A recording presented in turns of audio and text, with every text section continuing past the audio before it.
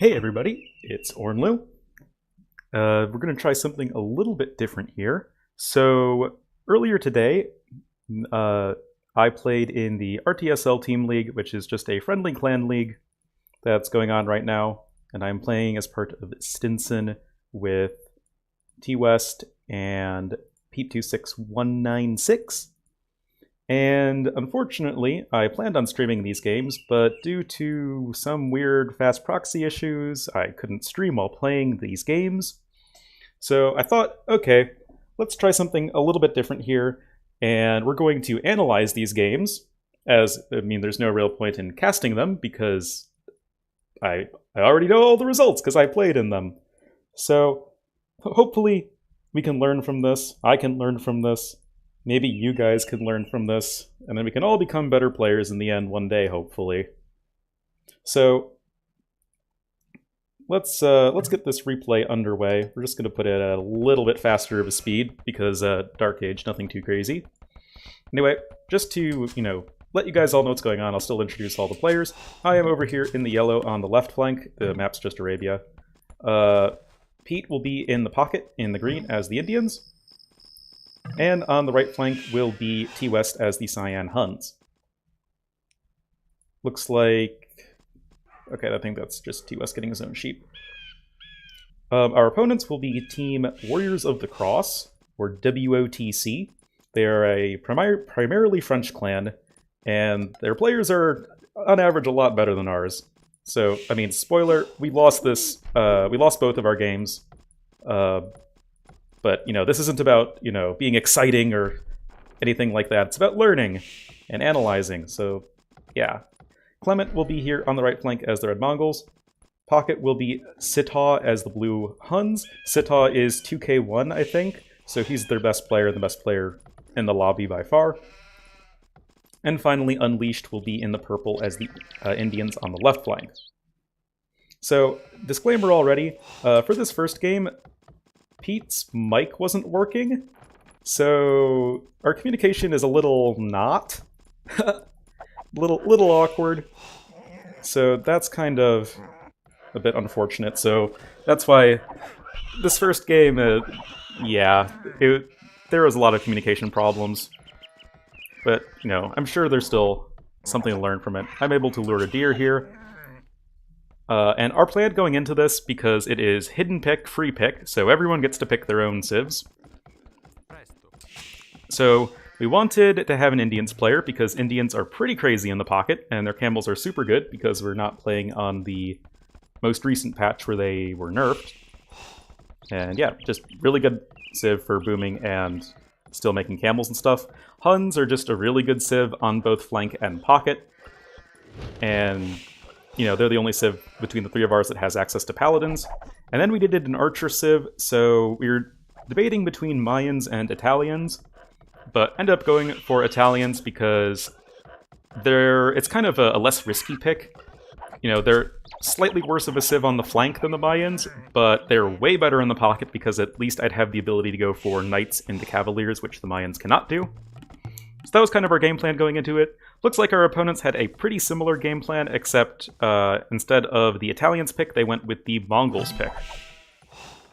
Mongols, just great team bonus with the extra scout LOS and the potential for Mengudai in the late game. So that was just probably their reasoning as far as that's concerned. But other than that, quite similar civilizations. Nothing too crazy happened in the Dark Age. I think TWest got a scout of one of the opponents. That is the case. Able to kill someone's scout. Looks like Reds. So that's always pretty nice. Little confidence booster going into the Feudal Age. But no one in this game did a drush or anything like that. I know, at least for my map, I guess I'll be somewhat focusing on my own perspective, but definitely look at everything that's going on in the game. My gold is super far forward on this hill, and it's really ugly. So I do end up building a watchtower here in the Feudal Age. But overall, it's a really tricky gold to defend, and definitely building my wall over here just to help defend this gold, and I do not want to lose this hill, because if I lose this hill, I'm pretty GG. My opponent here has a very easy map to wall, luckily for him. I mean, just look at this, it's so easy. that does become a problem later. Anyway, Feudal Age coming in here. I guess just a little bit of scout harassment, nothing too crazy. Two of our opponents had very quick up times. I think both Sitaw and Clement went up on 20 population. Looks like for Clement, it will be the very quick uptime archers. Mongols can definitely do this. You do not need to go for a quick uptime into scouts or anything like that. And just, you know, Hun's scouts pocket. Both teams' pockets will be going for scouts. But like I said, it's kind of a problem for us because, you know, Pete's talking and he's like, hey, I'm going to go here. Oh, the opponent's going to go here. And then me and TWest can't hear him. So yeah, that's kind of awkward. Anyway, I'm just going to be going straight up for archers. TWest is actually going to be going for scouts himself on the flank. So we're having 2 scouts and 1 archer versus 2 scouts and 1 archer because Unleashed is also going for scouts. I was thinking that Unleashed would just end up going for archers right away because that's just kind of the flank meta. That did not end up being the case. It's like a little bit of a scuffle going on. Nothing too impactful. Anyway, Blue's coming in over here with his scouts, and Pete's gonna totally miss it, and TWest has no idea that that's going on, and looks like TWest is already gonna have a villager or 2 picked off. Only 1, so I guess it's not really the end of the world. Anyway, I'm trying to wall myself in. Don't really want to be, you know, have a bunch of units run in and kill all my villagers. But really, all the action is happening over here near TWest's space. He's definitely getting 2v1 right now. Or at least, you know, will soon be 2v1 once Red's army gets here, which it will do so shortly. So yeah, TWest is definitely going to need some help here. He can't really deal with both of his opponents at the same time. Pete is here, however, to support him. I think maybe at this point we started pinging and realizing that, oh crap, Pete's mic isn't working. So TWest is trying to get a tower down, building it with 3 villagers, but unfortunately for him, these archers are going to come in and make his life a little bit miserable. Oh, he's going to lose one here, probably. Yeah, that's really not ideal. We already see a bit of a rough spot. Anyway, I actually lost a few villagers over here because I guess there was a hole in my wall or something. Actually, I can't actually rewind a little bit. That's unfortunate, but I think there has to have been a hole, or maybe he just ran in while I was looking away. Regardless, some scouts got in here that shouldn't have, and they got a couple villager kills. So I actually have the lowest villager count in the game right now, which is pretty unfortunate. For my own part, my own army is just a bunch of archers. Getting Fletching was planning on moving out once I had that upgrade completed. But apparently Sitaw here was going for lots and lots of scouts. Did he go for 2 stables? Nope, just 1 stable, but just constant scout production as the Huns, with their faster working stables, able to get a lot of those guys out real quick. Pete also investing into a lot of scouts himself, wanting to keep up with his opponent. TWest also trying to contribute a spearman here, and it looks like they will be able to pick off this 1 scout of Blue, but Blue will do the same to Pete. And right now, our 2K1 is playing really well, and has been getting some good value trades with his scouts, which is what you would expect from a guy who's 2K+.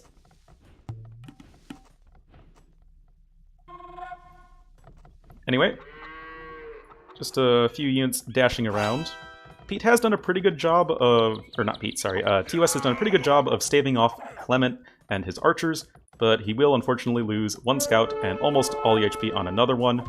A little bit of an engagement going on over here, but I do have the spearman here, I do have Fletching, he has no upgrades, and am able to be a-okay in that fight. Unfortunately for me though, 1, I'm like pretty far behind in terms of villagers. My opponent is the Indians. I do have wheelbarrow though, so I guess I'm 3 villagers behind, which makes sense because I think I lost like 3 villagers over here or something. So my economy's definitely behind my opponent's, but he is just so safe at home. Like, his map is so easy to wall, and I was just really struggling to find anywhere I can get damage done. Looks like Red and Blue are grouping up here. TWest is having to invest in a lot of skirmishers. This is going to slow down his castle age time a fair bit.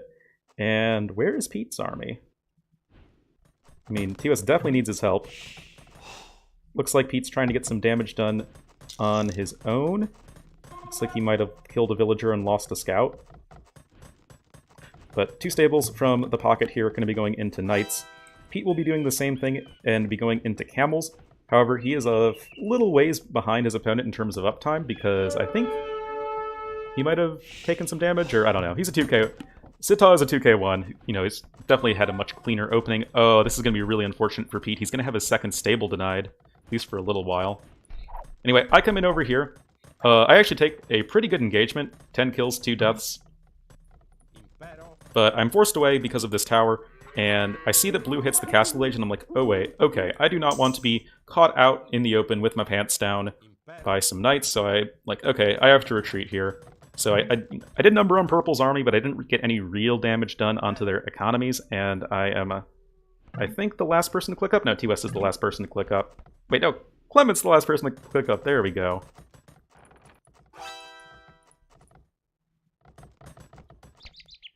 But yeah, I think that, yeah, oh shit. Yeah, it was at this point that Pete was like getting wrecked 2v1 because blue and red are coming in here.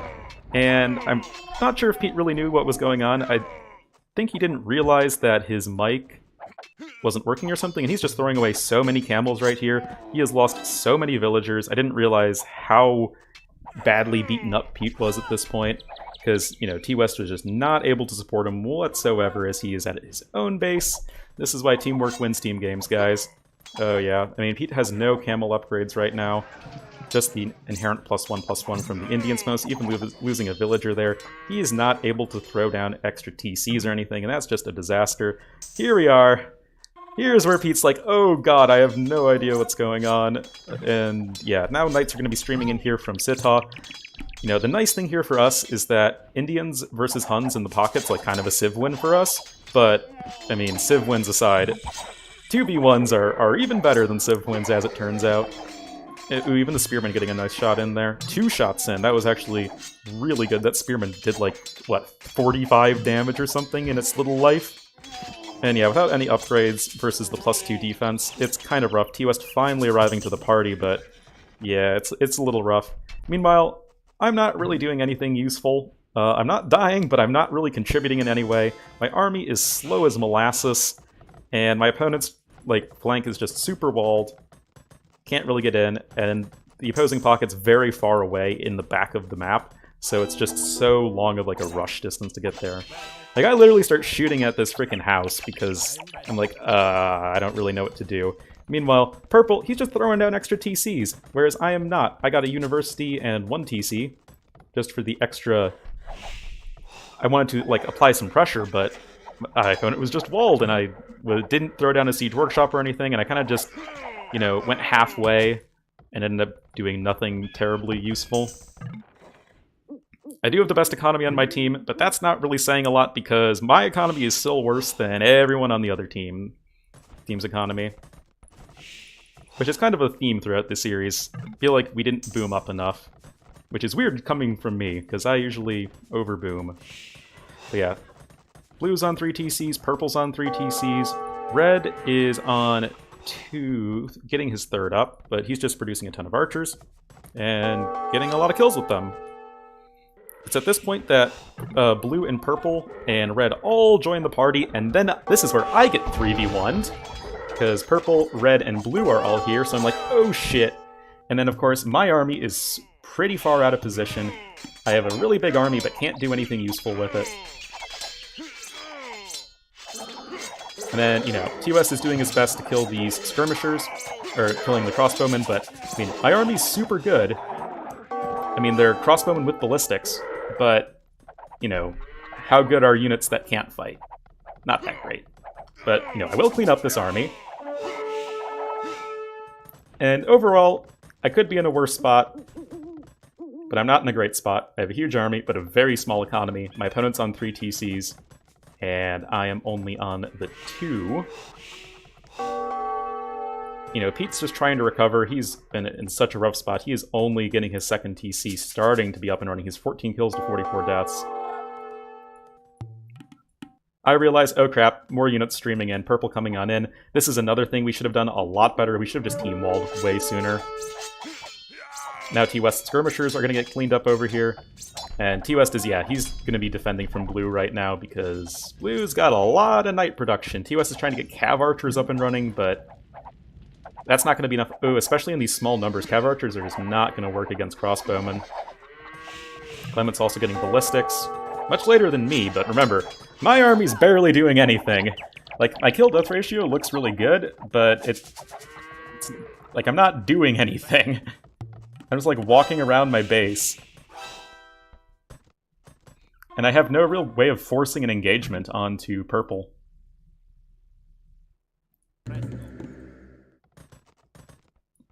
Anyway, a lot of crossbows here from red. Blue coming in here with some knights. Pete does have a fairly sizable number of camels at this point.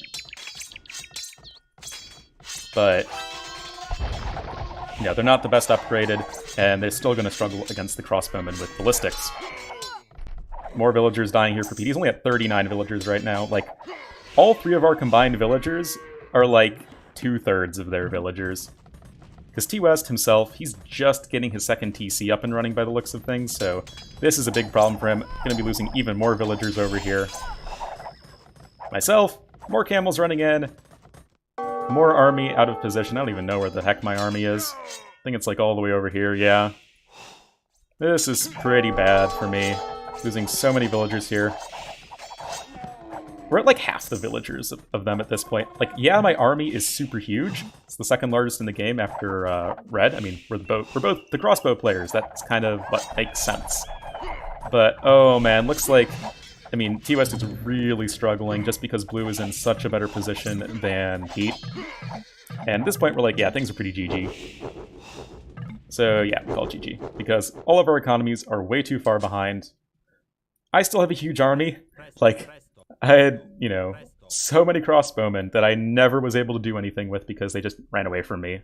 And I could never force an engagement because my teammates were always under so much pressure that I had to keep on sending crossbows back, and then my opponents were just, well, specifically purple was too well defended at home, and blue was just too far away for me to do anything with my slow-ass crossbows.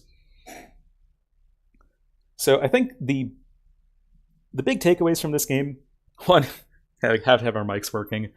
TWest took a lot of damage in the feudal age that he shouldn't have, just because of, you know, being 2v1'd and then just not having as perfect coordination as you need with Pete, who then also took a lot of damage because he didn't have a mic, which, you know, was also a big problem.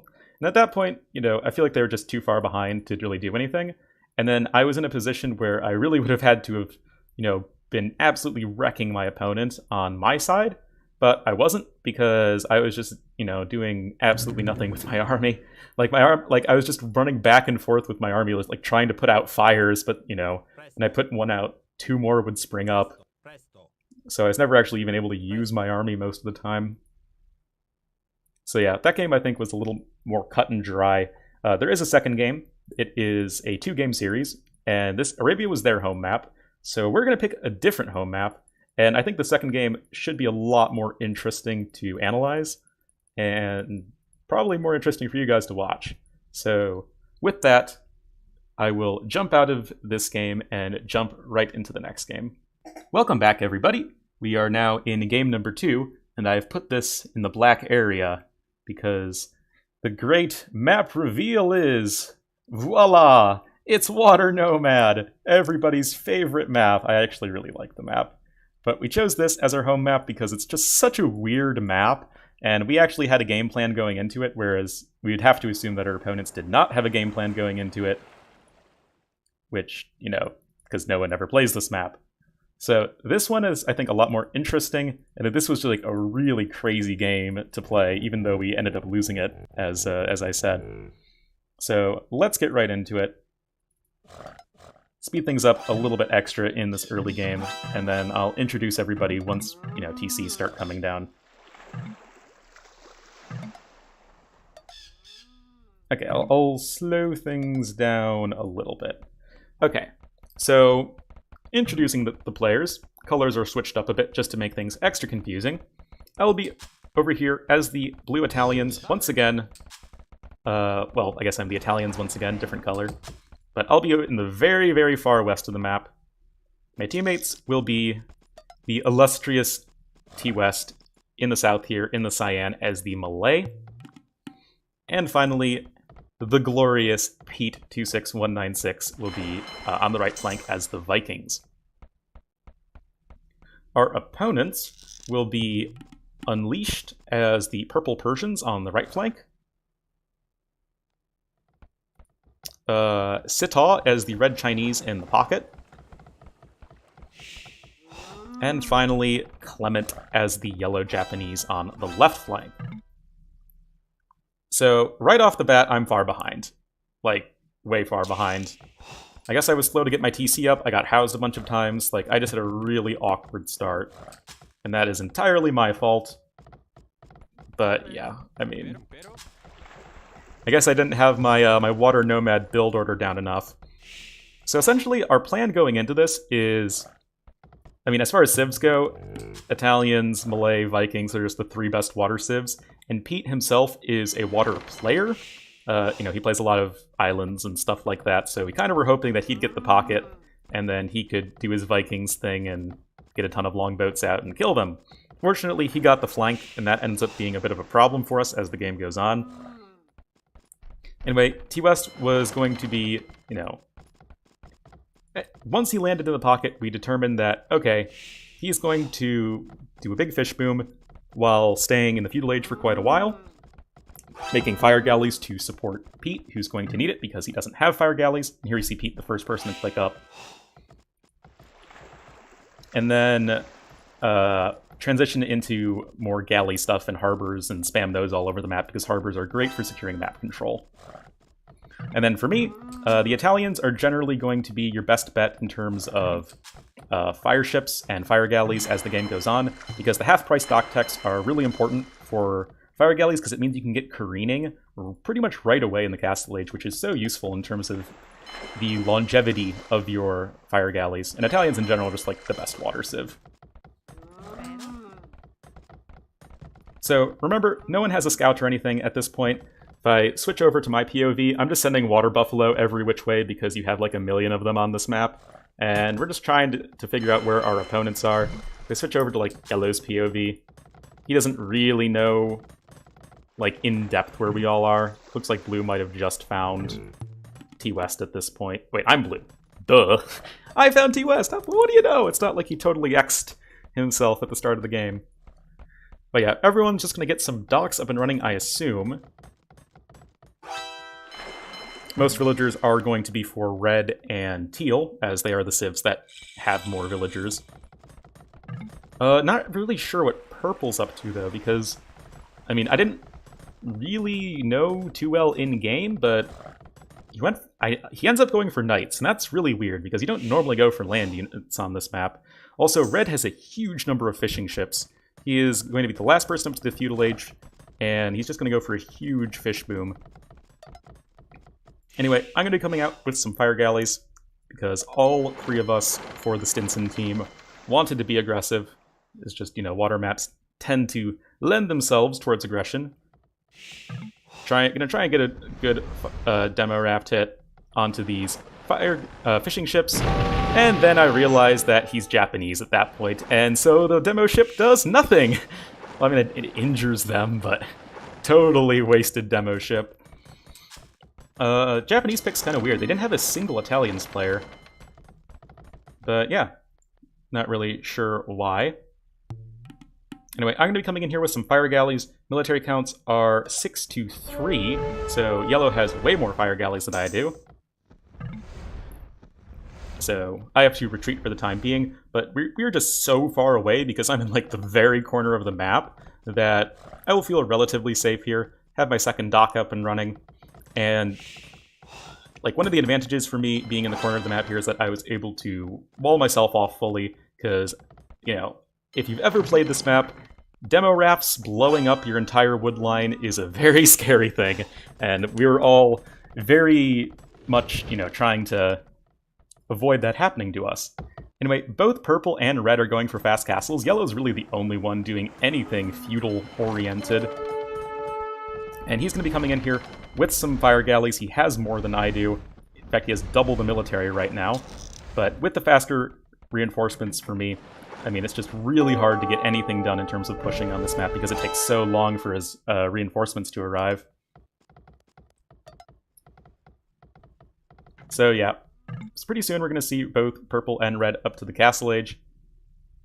And I think the reason we ended up losing this game is just economy. Like, this game does go to the Imperial Age, but it just becomes a real big uphill battle for us in terms of trying to get our economies caught up.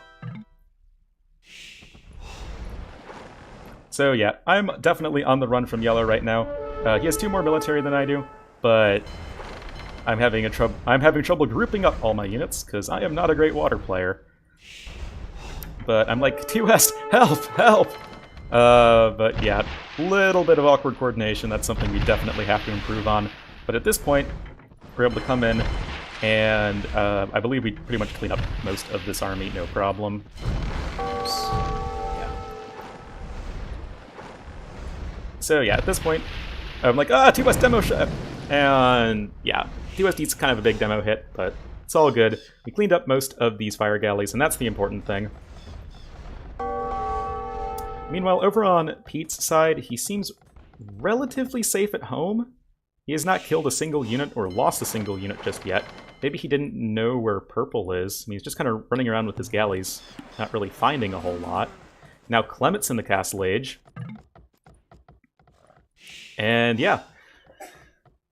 Wait, no. My bad. Like, that doesn't make any sense.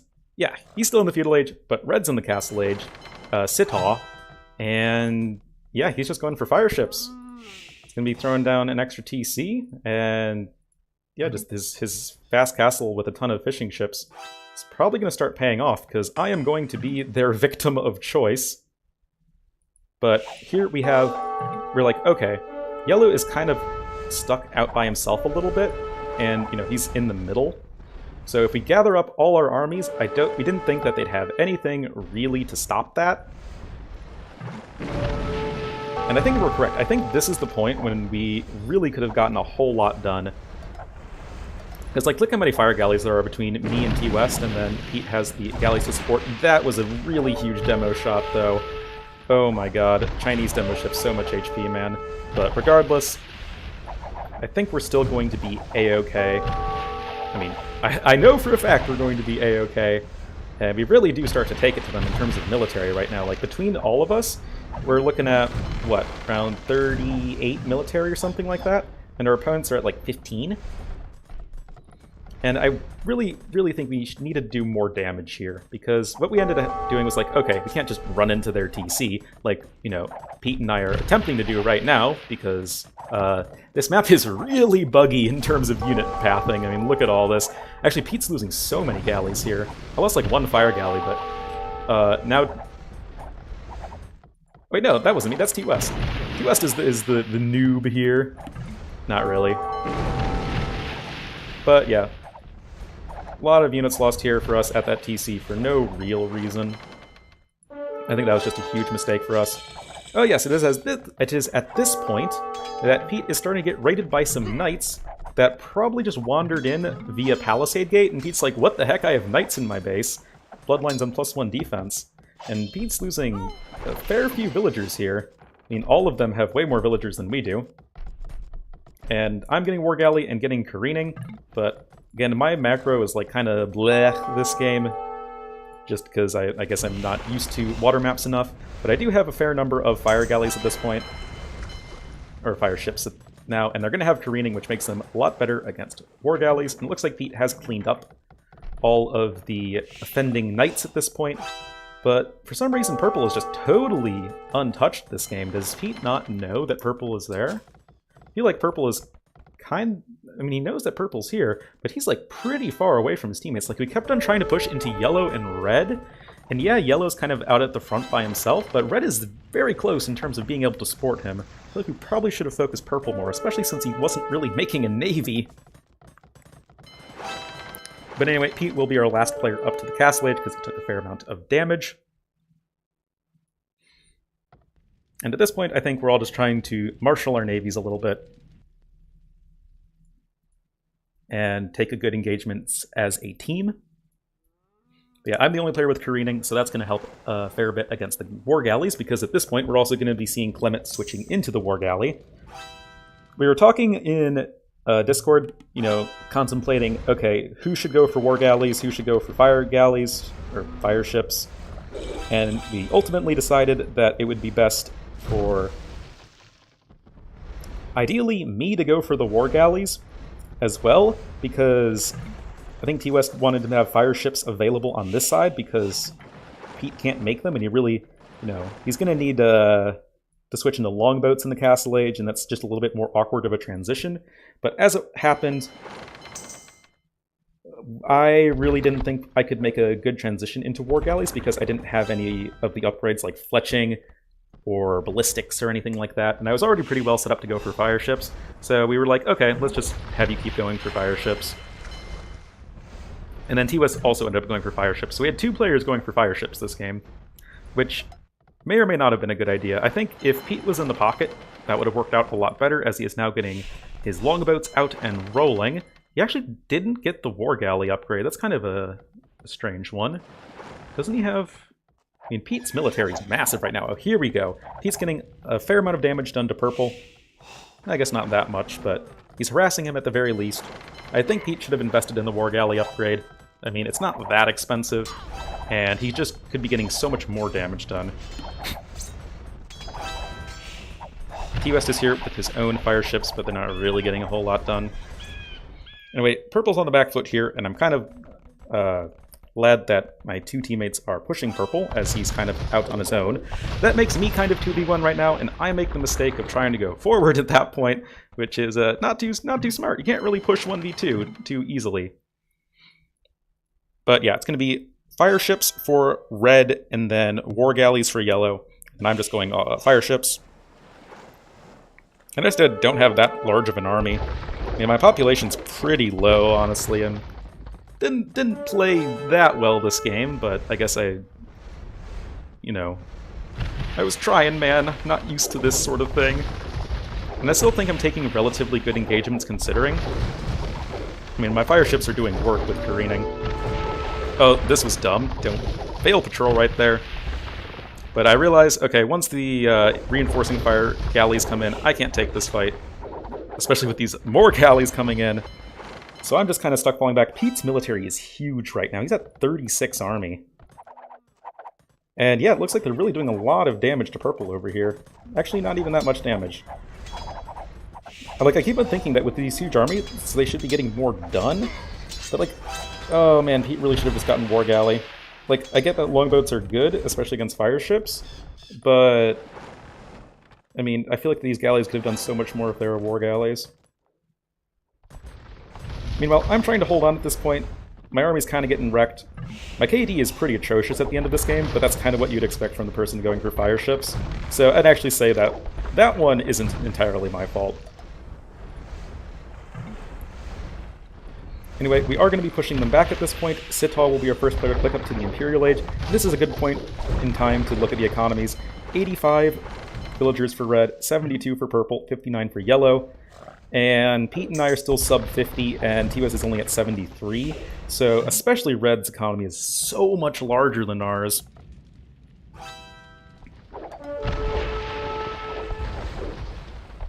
Anyway, we're going to be trying to push over here because, our armies are pretty nicely sized.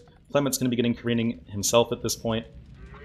But it looks like purple is, he's not dying, and that's the important thing. I mean, Pete's going to be trying to take some good engagements here. But, yeah, I mean, that's a lot of knights and stuff. Just not really having all the scenes together. Demo shops are nice. Demo ships are going to be what you really want against stuff like cavalry. Now, red's getting careening, and I think this is where, again, I really kind of overstepped my bounds, so to say. Because, really, TWest is going to be... he's with me a little bit over here, but he's also trying to split his attention into helping out Pete, who looks like he's actually getting his army cleaned up. Okay, now he got War Galley, but this was obviously very late. Now, Sithal is going to be on the retreat, because he's just about to hit the Imperial Age, and Chinese do not have fast fire ship. So he's going to need to transition here. Pete decides he cannot take this fight, and he probably can't.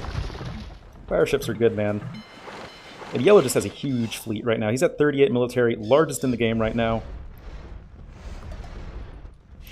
And Pete's really struggling in terms of villager count right now. So I think both me and Pete really kind of dropped the ball in terms of making sure our economies were up to snuff this game. I mean, TWest went for 3 TCs because he's in the pocket. But he's like far behind Red, the other pocket.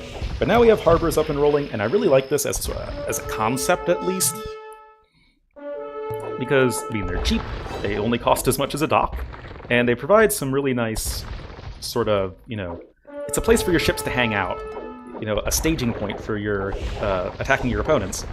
And here, you know, it's just a little bit of dancing back and forth, but Yellow just has so many galleys. I mean, he has, what, 39 to my 27 fire ships? I can't really take that engagement. Game is slowing down for some reason, no idea why. But yeah, I mean, we're definitely at a pretty huge deficit right now, but I definitely don't think it's a GG, at least not yet. Pete's going to try and come in here with more longboats. But, yeah, he's just going to get wrecked by these knights. And, I guess, a few camels. Oh, his army isn't even all grouped up here. That's kind of a mistake. Meanwhile, I am making more mistakes. Again, trying to take this engagement. I mean, Sitaw, he doesn't have fast fire ships as a Chinese player, so I thought, okay, this would be a good opportunity because both me and TWest have so many fire ships right now, and I think this is going to be another pretty good fight for us in the long run. And see, we're going to force Yellow to retreat right here, so we're definitely pretty happy with how this one went so far. I mean, just look at all of our fire ships. I've clicked up at this point. I'll be the first player on my team to hit the Imperial Age. But yeah, I mean, this was pretty good from us. Yellow very much forced to retreat right now. And I'm even going to be to the Imperial Age before my sort of counterpart in Yellow. Pete's also joining the fray, but here's going to be the problem, is Sitaw has a lot of galleons going to be coming out very shortly. I'm not sure if he has shipwright yet, but yeah, his economy is just so huge right now. He has 2k gold in the bank. Holy shit, man. And he's even going to come forward here with a castle, and this is, I think, where we make a pretty critical mistake in trying to deny this castle when we just couldn't, because these galleys are way too well positioned defensively. So it's at this point that we're like, oh crap, Red's going to try and come down here with a castle. Once this castle comes down, it's going to be pretty much impossible to attack the front of Yellow's base. So I'm like, we gotta deny it. Which ended up being a pretty terrible decision, because I thought that my teammates had more army here, and they did not. So yeah, we just don't have enough stuff here. And yeah, Purple's just getting a pretty free boom behind this. He's just chilling at his base, making knights, making villagers, doing his thing. And yeah, we're just totally letting him go untouched. He's going to hit the Imperial Age soon. I am in the Imperial Age, but, you know, doing things that I tell people on stream not to do all the time. I'm getting to the Imperial Age right after I threw away a lot of my army. And now it looks like TWest is just going to sacrifice a ton of fire galleys for no particular end. That's also not great, but I'll be able to be getting a fast fire ship and shipwright right away. Ship right away. Ha! So funny. Yeah, I'm at 60 villagers right now. Pete's at 66. Our economies are puny compared to where they need to be. However, I still do have a pretty hefty army of fast fire ships, just missing the dry dock technology. And since Clement isn't even to the Imperial Age yet, I felt pretty confident in being able to take down his army, even if he does have 15 more war galleys than I have fast fire ships. I mean, the fast fire ships are going to do work on the war galleys, of course, being Imperial Age units. But yeah, the problem at this point is going to be Red. He has the smallest army nominally right now, but he's just been totally untouched in the back, and he can just produce galleons for days. Pete's going to try and come here with his longboats, but he is going to be totally mopped up right here. That's really not great for him. And, like, Purple's just going to go Paladins like it's a land map. We were really unable to punish him effectively for going for Paladins at this point. Looks like Pete's longboat machine is up and working at this point, but the fact that he's not in the Imperial Age is a pretty huge problem. TWest just in the Imperial Age himself. And yeah, I mean, I was really the only person who was in the Imperial Age in like a competitive time. Demo ships coming in for yellow, but I was aware of the fact that Japanese do not have heavy demo ships. So my fast fire ships are going to be even more potent as far as that goes. But do you know who do have heavy demo ships? The Chinese, and they also have extra HP. So I'm like, oh crap, I gotta have the splits of a genius. And you can see me attempt that here. You can also see me be fairly unsuccessful here. I guess those were like decent debates, but I'm going to be losing a lot of units here because once again I am trying to push 2v1 like a buffoon. Now TWest is going to be coming in. He's been pretty untouched for quite a while. He has a very healthy population, 150 right now, but the thing is, all of our opponents are at least 150 population. So he was kind of in my position last game, where he just wasn't really there, I think, enough. Exactly where he needed to be, and that's not really his fault, that's just, like, lack of communication between all of us. And Pete, like, the fact that he's still in the Castle Age is just such a huge problem. I think somewhere in here he was getting raided pretty heavily by Knights. Red's just not getting Shipwright. So, I mean, I think the fact that I even had Shipwright as an option was probably what even kept us in the game for a little while there. Because, yeah, I'm going to be probably losing all of these units here, but I'm taking a lot better engagements than I should. That's not to say that I should be taking this engagement, because that is kind of stupid, but it's at least better than it otherwise could be. But yeah, I'm just going to be churning out all the fast fire ships at this point. But yeah, no one on our team has a positive KD, and that's usually a pretty bad sign. They're around 3,000 average score ahead of us. We're just trying to hang on. At this point, I'm like, hey, TWest, you know Malay have heated shot, right? And he's like, oh yeah, Malay have heated shot. So he's getting that. And these harbors are really nice. Again, as a sort of concept, I really like having them. I mean, even though they're not doing a whole lot right here, they're still doing, you know, they're buying us time at a minimum. Again, I just keep throwing units into the meat grinder because I'm a dummy. And we're just so far behind at this point.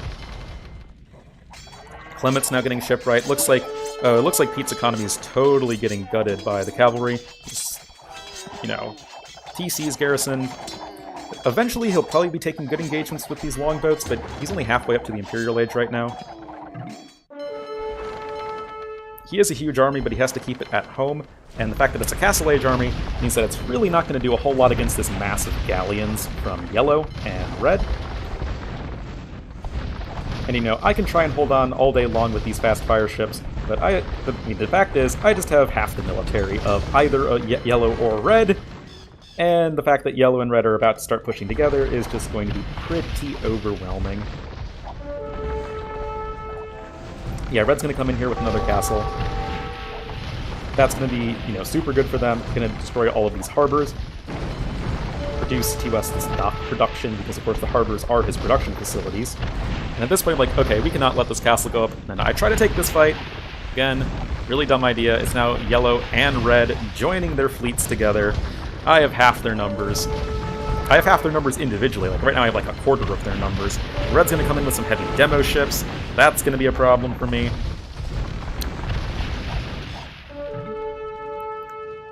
I mean, and this game is pretty much over at this point, realistically.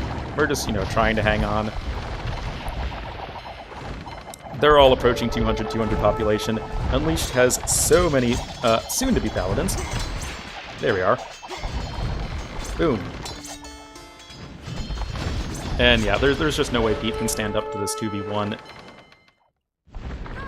TWest is kind of, you know, doing what I was doing last game, where, you know, he's just trying to put out all the fires, but unable to do so.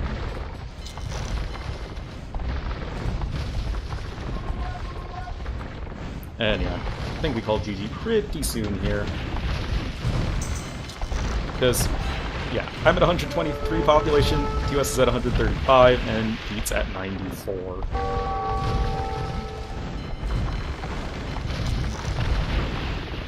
Again, I feel like I'm taking better engagements here than I have any right to do so, but look at these demo ships, man. Oh my god. So many demos. So much death for me. Honestly, if the demos weren't there, I feel like it would have been at least a fairly even trade. Like, fast fire ships are really good. And the fact that I have shipwright is a huge boon at this point. And I am up to like over 100 villagers. So it's like, my economy's decent. But it's just, we're way too far behind at this point. And what really does it for me are the paladins. Fire ships are terrible against paladins. Like, they're horrible against paladins. Yeah, like, this isn't even remotely close. And I think we are just about to call the GG. Because I'm like, I got nothing. And yeah, purple's just kind of killing everyone with paladins right now. Red, best KD this game. Yeah, I guess yellow's is technically better, but red has more kills. But yeah, that's going to be GG. Well played to our opponents. All three of them definitely demonstrated that they were mechanically more sound than us, and additionally had better coordination. And considering Pete, TWest, and I have played like 2 games together as a 3v3 team, that's probably to be expected. But yeah, I definitely think the big areas where you can improve, mechanical skill aside, because you can always and should always improve that when you can. But coordination is definitely going to be a big thing. Making sure we take engagements together, making sure that as the game develops, we have a better idea of what each other are doing. Like, even in this game, when all of our marks were working, like, you're kind of all over the place.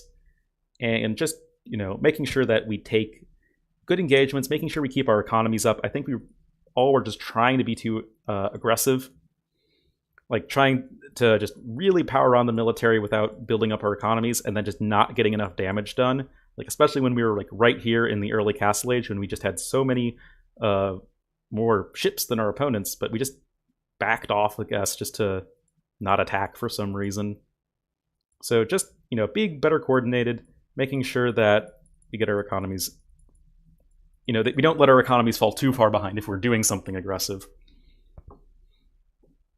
But yeah, that is going to be the end of this video. These are just the 2 games that were played. It wasn't a best of 3 or anything, it's just 2 games. So that's going to be it for me today. Do leave a like if you enjoyed this sort of thing, and definitely let me know if you want to see more of this, because we're going to be playing many more RTSL matches in the future. So yeah, definitely let me know if you like this sort of thing. Let me know if you don't like this sort of thing. But yeah, hope you all enjoyed, and I will see you next time.